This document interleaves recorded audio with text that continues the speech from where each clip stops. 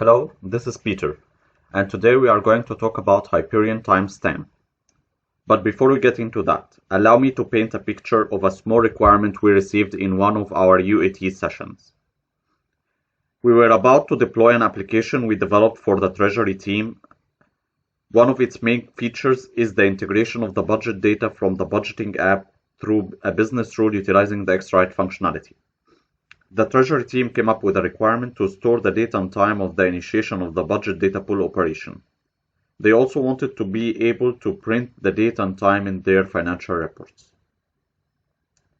We received the requirement with confidence in the addToday_as_base function.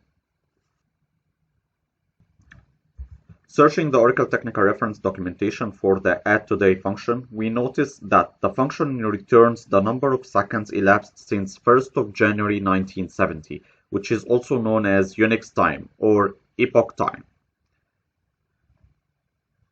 We will need to extract from the Unix time the year, month, day components as well as the hour, minute, second, and meridian components.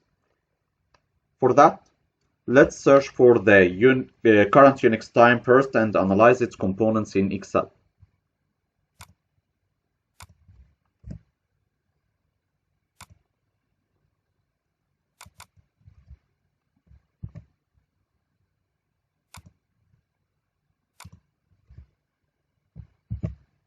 Luckily, the day, month, and year components can be retrieved easily by passing one of the following parameters: date part day, date part month, date part year. We only need to worry about the extraction of the hour, minute, second, and meridian. Starting from the top, we know that a minute is having 60 seconds, and if we multiply that by 60, we get the number of seconds in an hour. Multiplying that by 24, we get the number of seconds in a day.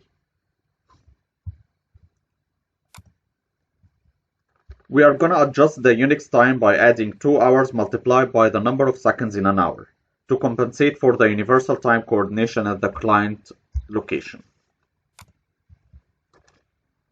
The remainder of the Unix time by the number of seconds in a day gives me the fraction of a day in hours.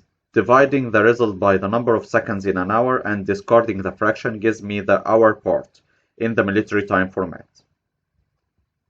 Subtracting 12 of the value if it's larger than 12 changes to the standard format, else we don't need to subtract.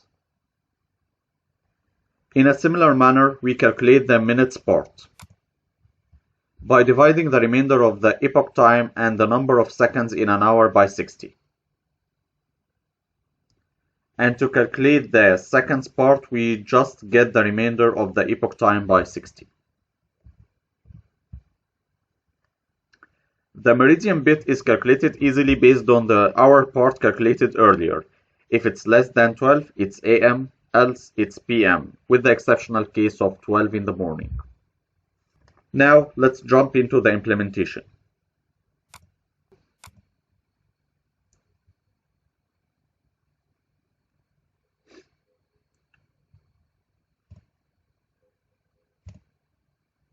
We have created a member for each part of the date and time. And we have set them initially to dynamic calc and we pasted our formulas.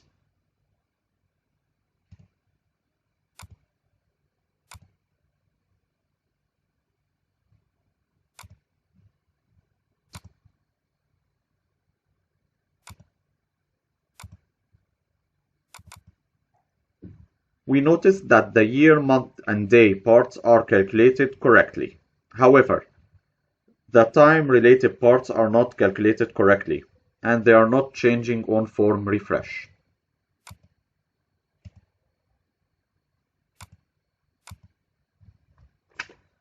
That is because the addToday function is always returning the noon time, just like Excel.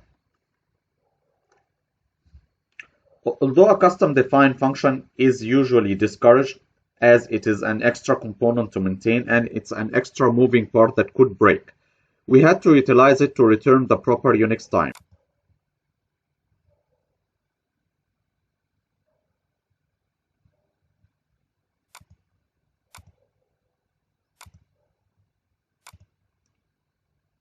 Updating our epoch member formula.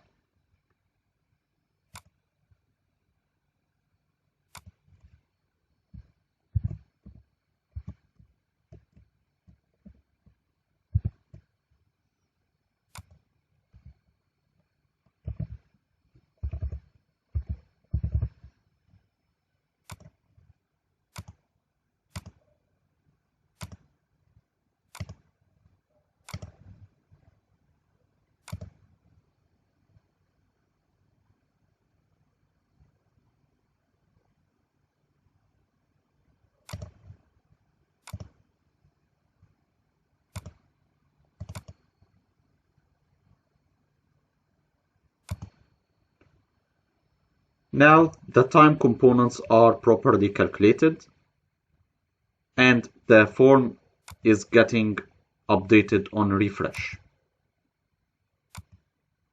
Thank you.